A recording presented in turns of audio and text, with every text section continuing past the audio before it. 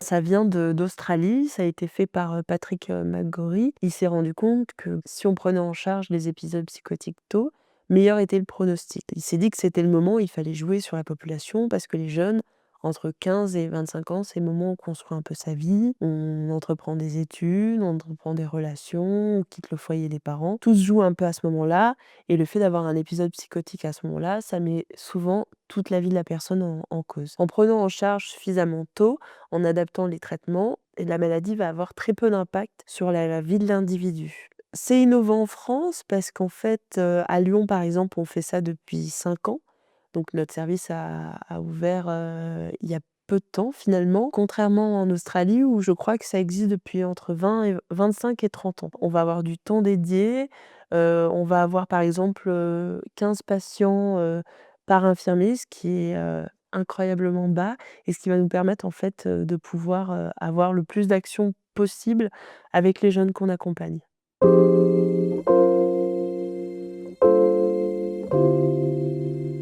Moi, mon rôle, en fait, c'est de coordonner les soins, d'accompagner les jeunes. Donc, on dit que je suis case manager. Ça veut dire qu'en fait, on va manager des cas qu'on dit complexes. On dit que c'est des cas complexes des jeunes parce que justement, c'est un moment très important dans leur vie. Et du coup, il va falloir, en plus de devoir gérer la symptomatologie, gérer aussi les études, la famille, les amis, etc. Mon rôle, ça va être de coordonner, ça va être pas de tout faire, mais d'avoir en tête que tout soit fait. Moi, je leur dis souvent que je suis plus un peu comme, une espèce de coach en fait, qui va les accompagner, selon, leurs besoins, selon, vers ce qu'ils ont envie d'aller. Par exemple, ça peut être, un jour j'accompagne un jeune, à la fac pour aller négocier, la reprise d'une année, universitaire et un autre jour, je me souviens, j'avais fait un portfolio avec une jeune pour qu'elle puisse rentrer dans une école d'art. Donc ça veut dire remettre plein de photos en place, faire de la retouche photo et cetera. Donc c'est hyper varié et comme un autre jour, faire simplement une injection. Ça reste très varié, ça reste très complexe, mais c'est vraiment, pour, englober au mieux les besoins de la personne.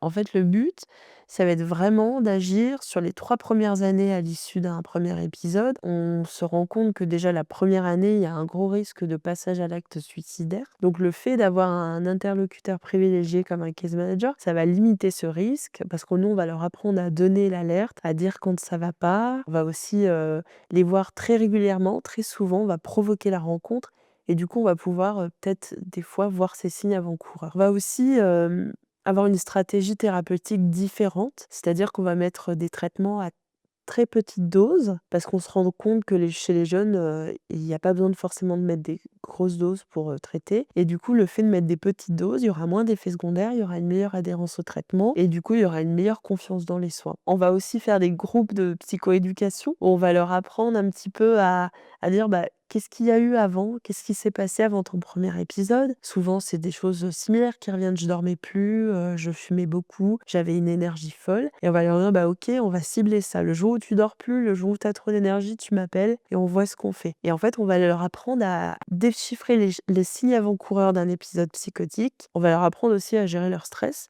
leur dire: «Bah, en fait, la vie, c'est stressant, tu en auras tout le temps du stress, mais il faut que tu trouves une technique pour faire baisser parce que toi, malheureusement, bah, tu es un peu plus fragile au niveau du stress et si ton seuil de stress est dépassé, ça te fait faire un premier épisode. Donc il faut absolument que tu arrives à trouver des stratégies. On va aussi leur apprendre à dire ce qui va, dire ce qui va pas, à demander de l'aide. On va aussi énormément insister sur le fait de faire du lien avec les proches. Chez les jeunes, les proches, c'est pas forcément les parents, c'est aussi les meilleurs amis, c'est souvent ça.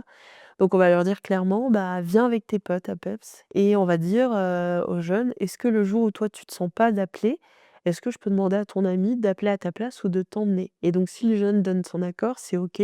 C'est déjà arrivé que des amis emmènent le jeune à Peps en disant: «Bah, là, il va pas bien, on sait plus quoi faire donc on lui a dit de venir avec nous pour consulter». Les amis peuvent aussi se permettre de nous appeler en disant: «Bah, ça fait depuis quelques jours que je le reconnais pas, ça va pas, est-ce qu'on peut se voir? Est-ce que tu peux venir à domicile?» Le but, c'est pas que le jeune, devienne, accro à son case manager et puisse pas s'en passer, c'est pas ça.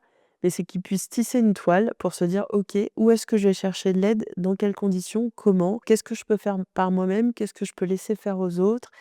Qui peut m'aider? À quel moment et pourquoi?» Voilà, en fait, c'est autonomiser parce qu'on considère qu'un premier épisode, c'est un gros traumatisme. De pas comprendre ce qui se passe, être shooté par des médicaments, ça, j'insiste, on n'est pas obligé de mettre des grosses doses de médicaments. En intervention précoce, on peut aller très lentement dans les traitements. C'est hyper important parce que nous, on se rend compte que ça les traumatise et que ce qui se passe, c'est que 3 mois après, ils prennent absolument plus de traitement et le but, c'est que le traitement, ils puissent le supporter, le plus longtemps possible pour protéger le cerveau et plus le traitement va être, faible et pas avoir trop d'impact sur le quotidien et plus le jeune va le prendre, parce que finalement ça va, faire partie de son quotidien. On les accompagne, comme ça pendant 3 ans et au bout des 3 ans, on les relaie vers, ce qu'ils ont envie et ce qu'ils ont besoin. S'ils ont besoin d'encore un suivi avec un psy, on essaye de trouver un psychiatre en libéral ou alors dans un CMP. Et si, ben, ils ont plus besoin de suivi, on les met juste peut-être, avec un médecin généraliste pour qu'il ait, quand même, un œil et qu'eux, ils aient un interlocuteur et puis ensuite ils vont, faire, bah, leur vie quoi, tout simplement.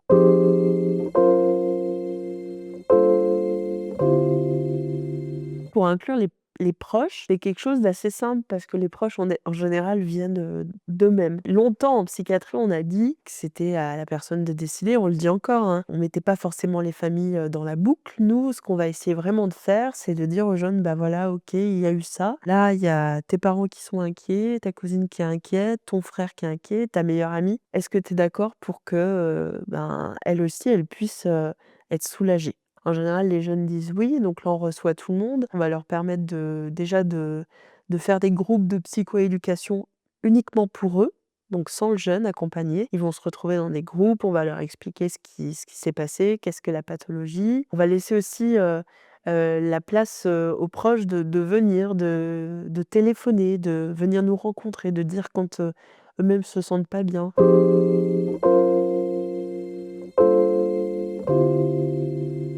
Moi, l'intervention précoce, en fait, c'est un truc qui me passionne. J'ai commencé en psychiatrie il y a à peu près 10 ans. Je me souviens, mes premiers stages en psychiatrie, on avait eu des jeunes et en fait, on s'intéressait, pas vraiment à ce que ce jeune faisait dans la vie et on se posait pas la question de savoir s'il était étudiant ou quoi.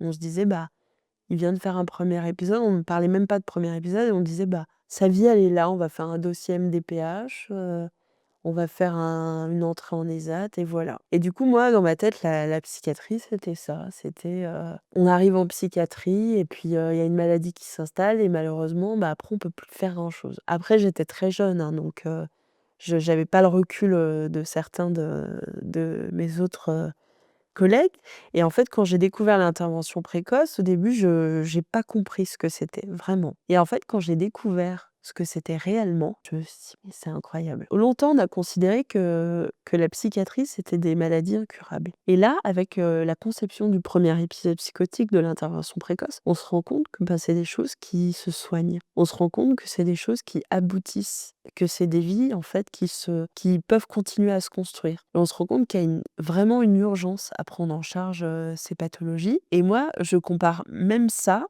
à de la neurologie, à de la cardiologie. C'est-à-dire que quand quelqu'un fait un arrêt cardiaque, on va pas lui demander, de réfléchir sur lui, de savoir si quand il était petit, ses parents l'ont élevé de telle ou telle manière. On va juste agir, le masser et ensuite, lui donner un traitement, cardiovasculaire ou autre. Le premier épisode, c'est pareil. Quand quelqu'un fait un premier épisode psychotique, je pense qu'il faut agir d'une façon, médicamenteuse et après, il faut mettre le paquet. Moi, ça fait 5 ans que je fais ça. Sur tous les jeunes que j'ai suivis, pour la plupart, ça a toujours fonctionné. C'est très bête, hein, mais l'intervention précoce et les soins de réhab et cetera, c'est juste considérer l'autre. Je suis à fond dedans et j'y crois, à 200 et je pense vraiment que la psychiatrie doit tendre vers ces projets, doit tendre vers ces perspectives, doit changer de paradigme parce que ça fonctionne et parce que le résultat est là aujourd'hui.